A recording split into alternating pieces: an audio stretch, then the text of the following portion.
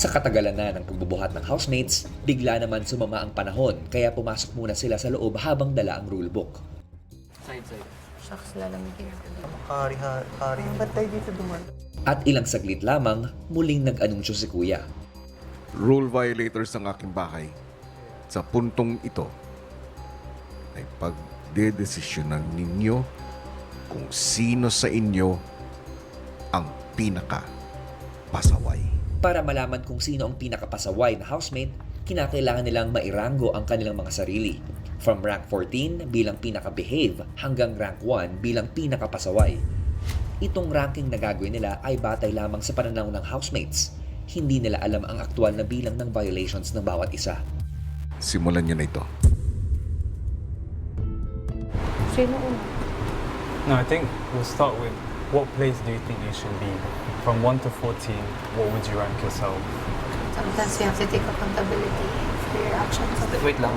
The fastest way to resolve this on the spot, where you think you belong. We never know kung sino yung pinakamarami naman talaga at sino yung pinaka-least. I get it naman na we want to solve this as much as possible kasi it's really tiring. You own the position. If you think na you belong in that kind of ranking, o hindi you own it. If you think na masyado ka nasa 10 pero ikaw yung lagi nasa plasma, tignan mo rin sarili mo. Have some reflection. All decided? Who's number 1? Sinong first? Oh, second ka. Oh, fourth na ako. Ako na fourth. 4? Ikaw ba 4? Feeling ko hindi ka 4 kasi late naman na kayo dumating. Sige lang. Four lang ako. Hindi, tsaka parang wala man.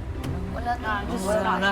Di, sayang. Anong sasabihin nyo na Damay. ano kayo? Wala talaga. Walang aamin sa atin. Pinili ko po na maging ika-apat. Naiirita na po kasi ako ng laging nagsasalita si Kuya Dingdong na parang meron po siyang pinipilit na mga housemates kuya na kailangan po mag-step up. Alam ko naman na hindi po talaga ako karapat-dapat na maging number 4 para na lang rin sa iba na maging okay na lang. Sabi nga natin sa isa't isa kung nagkakamali tayo, sa atin yung Alam lahat. niyo yan. Decided? 4? I'll take 5. 6. O 6. 1, 2, 3. Apat kayong nagagawan sa 6.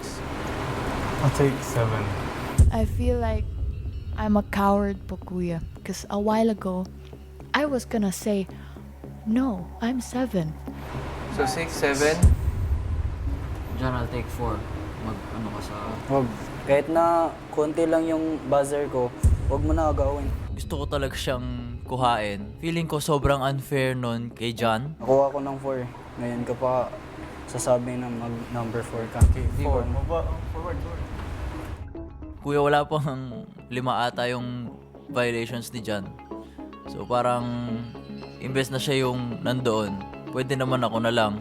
Move forward na tayo. Nakuha na ng 4. Kuya, nagalit rin po ako. Dahil, ba't ngayon ka pa gagalaw? Baka naawa siya dahil alam niya na hindi karapat-dapat yun, Kuya.